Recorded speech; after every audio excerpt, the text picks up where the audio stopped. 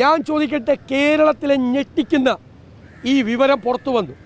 എല്ലാവരും സ്തബ്ധരായി നിൽക്കുമ്പോൾ രണ്ടാമത് കൊയിലാണ്ടിയിൽ കൊല്ലം കോളേജിൽ ഒരു വിദ്യാർത്ഥിയെ, SFIയിൽ ഉള്ള ഒരു വിദ്യാർത്ഥിയെ, അവൻ കോളേജ് ഇലക്ഷന് മത്സരിക്കാൻ സമ്മതിച്ചില്ല. ഈ നേതാക്കന്മാരുടെ വൃത്തികേട് കണ്ടിട്ട് അവൻ സമ്മതിച്ചില്ല. അവനെ പിടിച്ചുകൊണ്ടുപോയി തൊട്ടടുത്തുള്ള ആളൊഴിഞ്ഞൊരു വീട്ടിൽ, ഇടിവീടാണ്, ചെന്ന് അവനെ ക്രൂരമായി മർദ്ദിച്ച് അവൻ ആശുപത്രിയിലാണ്. അവൻ്റെ അച്ഛൻ പാർട്ടിക്കാരനാണ്, CPM-കാരനാണ്, മകൻ SFIക്കാരനാണ്. SFIക്കാർക്ക് പോലും രക്ഷയില്ല. ഈ ക്രിമിനലുകൾ അവൻ്റെ മൂക്കിടിച്ച് പാലം ഒടിച്ച് മൂക്കിൽ നിന്ന് ചോര തെറിപ്പിച്ചു. ഇനിയുള്ള ഒരുപാട് പേരുടെ മൂക്കിൽ നിന്ന് ചോര തെറിപ്പിക്കും എന്ന് ഈ ക്രിമിനലുകൾ ഭീഷണിപ്പെടുത്തുകയാണ്. എന്നെ ഞെട്ടിച്ചത് ഈ സംഭവം, സിദ്ധാർത്ഥിൻ്റെ സംഭവം പുറത്തു വന്നിട്ടാണ് ഈ സംഭവം ഉണ്ടാകുന്നത്. എന്തൊരു ക്രൂരതയാണ് കേരളത്തിൽ നടക്കുന്നത്. അതാണ് പറഞ്ഞത്, അമ്മമാർ ഭയന്നാണ് ഇരിക്കുന്നത്. അമ്മമാർ എന്താ ഭയന്നിരിക്കുന്നത്? മക്കൾ കോളേജിൽ പഠിക്കുകയാണ്. എന്താ സംഭവിക്കുന്നത്? മക്കൾക്ക് പഠിക്കാൻ വിടുകയാണ് മക്കളെ. കുട്ടികളുടെ ഭീതി എന്താണ്? ജനങ്ങളുടെ ഇടയിൽ രോഷം തിളക്കിയാണ്. എന്നിട്ട് ഈ കേസ് ഒതുക്കി തീർക്കാൻ ശ്രമിക്കുന്നു. അതുകൊണ്ട് ഈ നിരാഹാര സമരം, അതിന് കൂട്ടുനിൽക്കുന്ന അധ്യാപക സംഘടനകൾ, ആ ഡീൻ പറഞ്ഞ അഹങ്കാരം കണ്ടില്ലേ?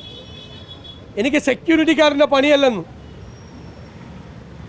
ഡീനോട് പറയാനുള്ളത്, കുട്ടികളെ സംരക്ഷിക്കാൻ നിങ്ങൾക്ക് ചുമതലയുണ്ട്.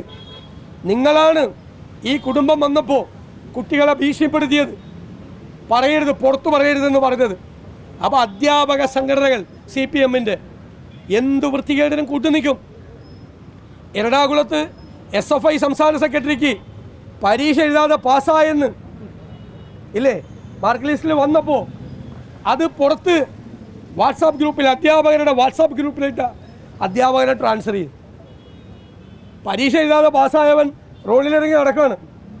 അത് റിപ്പോർട്ട് ചെയ്ത മാധ്യമ പ്രവർത്തകർക്കെതിരെ ഇല്ലേ, ഏഷ്യാനെറ്റിൻ്റെ റിപ്പോർട്ടർക്കെതിരെ കേസ്.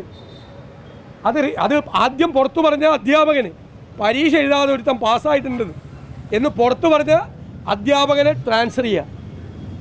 വെള്ളരിക്ക പട്ടണമാണ് പിണറായി വിജയൻ്റെ കാലത്ത് കേരളം. അപകടത്തിലേക്ക് പോകുന്നു. അതുകൊണ്ട് ഇത് CBI അന്വേഷിക്കണം. ഞങ്ങളുടെ ആവശ്യമാണ്.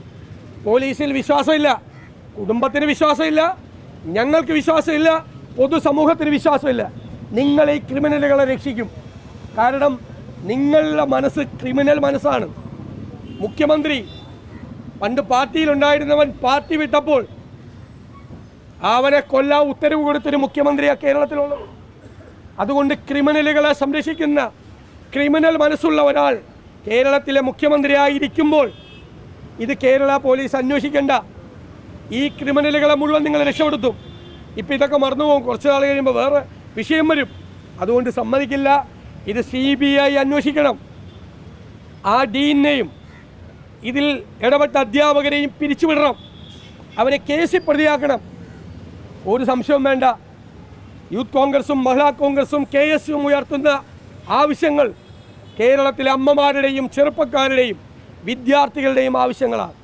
ആ ആവശ്യത്തിന്, ഈ സമരത്തിന് കേരള പ്രദേശ് കോൺഗ്രസ് കമ്മിറ്റിയുടെയും ഐക്യ ജനാധിപത്യ മുന്നണിയുടെയും പൂർണ്ണമായ പിന്തുണയുണ്ടാകും എന്ന് ഞാൻ വാഗ്ദാനം ചെയ്യുന്നു, ഉറപ്പു തരുന്നു. ഇത് തിരുവനന്തപുരത്ത് സെക്രട്ടേറിയറ്റിൻ്റെ മുമ്പിൽ മാത്രം ഒതുങ്ങി നിൽക്കുന്ന ഒരു സമരമാകില്ല. ഞങ്ങൾക്ക് ഏറ്റവും പ്രിയപ്പെട്ട അവരാണ് ഇവിടെ നിരാഹാരം കിടക്കുന്നത് എന്ന് ഞാൻ മുഖ്യമന്ത്രിയെ വിനയപൂർവ്വം ഓർമ്മിപ്പിക്കുന്നു.